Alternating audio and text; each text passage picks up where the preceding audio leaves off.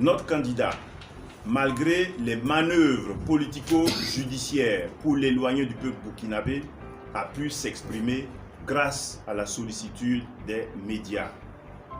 Sauf que notre candidat n'a pas pu passer à la télévision nationale à cause de l'opposition du Conseil supérieur de la communication qui exigeait sa présence physique sur le territoire national au motif qu'un tel cas de figure n'est pas prévu par la loi.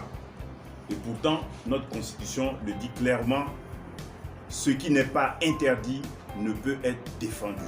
Et les médias qui le voulaient ont pu, à la télévision ou à la radio, échanger avec notre candidat. C'est dit donc qu'il n'y avait pas de volonté politique du côté du CSC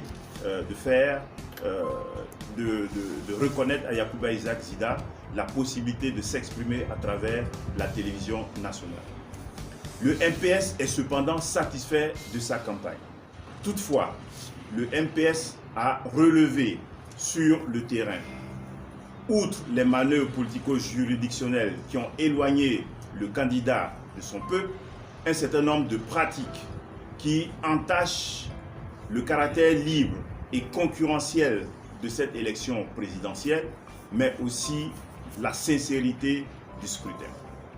Ainsi, nous avons constaté un peu partout le clientélisme et la corruption électorale. Nous avons constaté un peu partout des distributions d'argent et leurs conséquences, à savoir la corruption du corps électoral. L'autorité supérieure de contrôle d'État et de lutte contre la corruption est interpellée.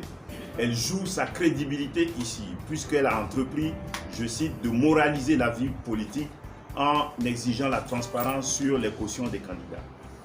Nous nous attendons donc à ce que l'autorité supérieure du contrôle d'État et de lutte contre la corruption traque les pratiques de corruption électorale que nous avons vues se déployer sur le terrain.